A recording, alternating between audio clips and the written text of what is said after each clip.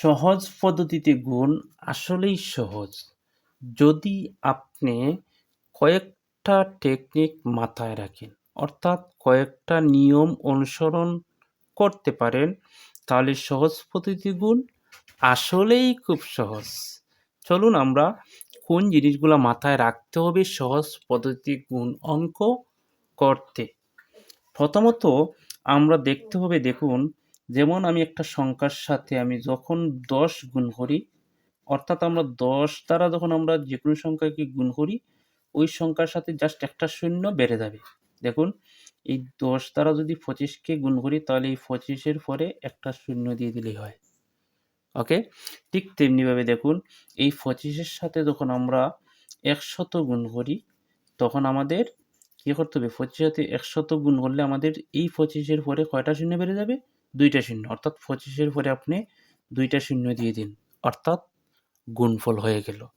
ঠিক তেমনিভাবে যেমন আমি আরেকটা সংখ্যা লিখলাম, মনে করেন ১৬। ১৬ র সাথে আমি যখন ১০০০ গুণ করি, ১০০০ গুণ করি, তখন আপনি কি করবেন? এই ১৬ র পরে কয়টা শূন্য দিবেন? ৩ টা শূন্য। অর্থাৎ ১৬ র পরে যখন আমরা ৩ টা শূন্য বসিয়ে দিব, তখন আমাদের গুণফল বা গুণ হয়ে গেল। ঠিক তেমনিভাবে আপনি যেকোনো অঙ্ক করবেন এভাবেই। যেমন আমি যদি বলি আবার ২৫ এর সাথে আমি কি গুণ করব? ১০,০০০। অর্থাৎ ১০,০০০ গুণ করবেন, তাহলে আমরা এই ২৫ এর সাথে কয়টা শূন্য বেড়ে দিব? ৬০ টা। অর্থাৎ ২৫ এর পরে যখন আমরা ৬০ টা শূন্য দিয়ে দিব, তখন আমাদের গুণ হয়ে গেল। অর্থাৎ মনে রাখবেন, ১০ দ্বারা গুণ করলে একটা শূন্য বেড়ে যায়, ১০০ দ্বারা গুণ করলে ২ টা শূন্য বেড়ে যায়, ১০০০ দ্বারা গুণ করলে ৩ টা শূন্য, এবং ১০,০০০ দ্বারা গুণ করলে ৬০ টা শূন্য আমাদের বসিয়ে দিলেই আমাদের গুণফল হয়ে যায়। এখন এখান থেকেই বুঝতে পারছি আমাদের যে এই অঙ্কগুলা, দেখুন একটা অঙ্ক ফলো করুন। এই যে গুণ্য, এই যে এটা আমরা জানি গুণ্য, আর এটা হচ্ছে গুণক। অর্থাৎ গুণ্যটাকে, অর্থাৎ বাম পাশের সংখ্যাটাকে আমাদের রূপান্তর করতে হবে হয় ১০, না হয় ১০০ বা ১০০০, অথবা এরকম ১০,০০০। ১০০০ অথবা শতকে আমাদের কি করতে হবে? প্রথম রূপান্তর করতে হবে। চলুন আমরা দেখে নেই আমাদের এই যে ২টা অঙ্ক যখন আমি প্র্যাকটিক্যালি করব এবং বুঝবো, তখনই আপনারা খুব সহজেই বুঝতে পারবেন। চলুন দেখে নিই আমাদের প্রথম অঙ্কটা। সেটা হচ্ছে, দেখুন, ১০১। ১০১ গুণ হচ্ছে ২৩। খুব সহজে বোঝার চেষ্টা করবেন, খুব সহজ অঙ্ক। এই যে ১০১, আমরা কি শত বানাতে পারি? ১০০ বানাতে পারি। ১০০ কিভাবে বানাবো? এই সংখ্যাটাকে যদি আমি শত বানাই, শততে রূপান্তর করি, তাহলে দেখুন শত থেকে কত বেশি? ১ বেশি। এর মানে ১০০ র সাথে যখন আমি ১ যোগ করে দিব, তখন আমাদের ১০১ হয়ে গেল। এই যে আমি আগেই বলছি, শত অথবা হাজারে রূপান্তর করতে হবে এই গুণ্যটাকে, অর্থাৎ বাম দিকের সংখ্যাটাকে। তাহলে আমরা ১০০ প্লাস ১ সমান ১০১। এটা আমরা রূপান্তর করে নিলাম শতে। তারপরে গুণ কত? এই যে ২৩। দেখেন আগে যে কি টেকনিকটা দিয়েছিলাম, এই যে ১০০ র সাথে যখন আমরা ২৩ দ্বারা গুণ করব, অর্থাৎ ২৩ কে যখন ১০০ দ্বারা গুণ করব, তখন কি বলছিলাম? যে ২৩ এর পরে আমাদের কি করতে হবে? ২ টা শূন্য জুড়ে দিতে হবে। মানে ২৩ গুণ ১০০, ২৩০০, যোগ ২৩ একে ২৩, অর্থাৎ এটার সাথে এটা ২৩ একে ২৩। তখন আমরা কি করলাম? ওটার সাথে ওটা যোগ করে দিলাম।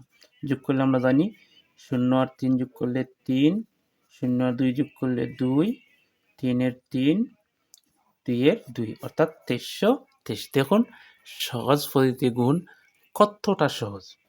ঠিক তেমনিভাবে আমি আরেকটা অঙ্ক দেখিয়ে দিচ্ছি, ৯৯৯ গুণ ৭৫। দেখুন আমি অঙ্কটা আবার তুলছি।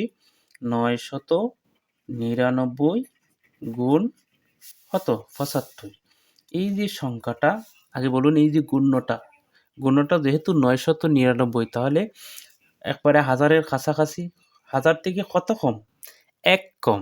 সুতরাং আমরা হাজারে রূপান্তর করতে হবে। এই যে হাজার, হাজার, হাজার থেকে ১ বেশি না কম? ১ কম। সুতরাং এইখান থেকে ১ কি করতে হবে? বিয়োগ করতে হবে। আর আগেরটার ১ বেশি আছিল, ১০০ চাইতে ১ বেশি আছিল, যার কারণে আমি যোগ করছি। এখন হচ্ছে এই ৯৯৯ ১,০০০ থেকে ১ কম, এই জন্য ১ বিয়োগ করছি। তাহলে দেখুন, এই ১,০০০ বিয়োগ ১ গুণ কত? ৭৫। এখন আমি যে টেকনিকটা দিয়েছিলাম, এই ৭৫কে ১,০০০ দ্বারা গুণ করলে কি দাঁড়ায়? ৭৫-এর পরে কয়টা শূন্য? ৩টা শূন্য, অর্থাৎ ৭৫, ৩টা শূন্য অর্থাৎ ৭৫,০০০। ওকে?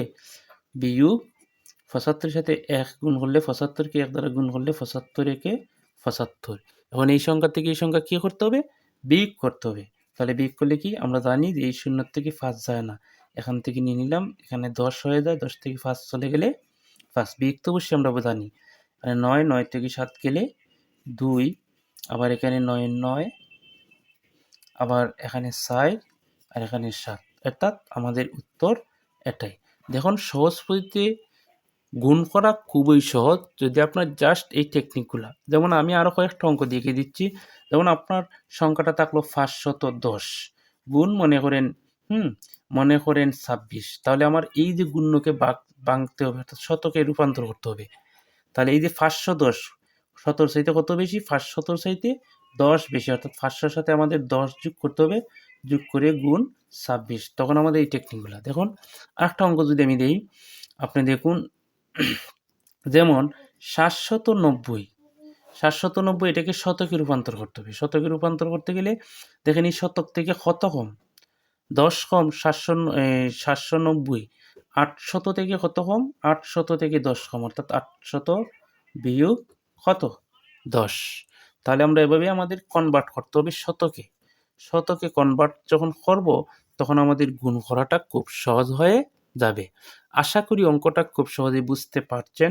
যদি আপনাদের অঙ্কগুলো ভালো লাগে বা আমার ভিডিওটা ভালো লাগে, অবশ্যই পেজটি ফলো করে পাশে থাকবেন এবং লাইক, কমেন্ট, শেয়ার করে উৎসাহিত করবেন।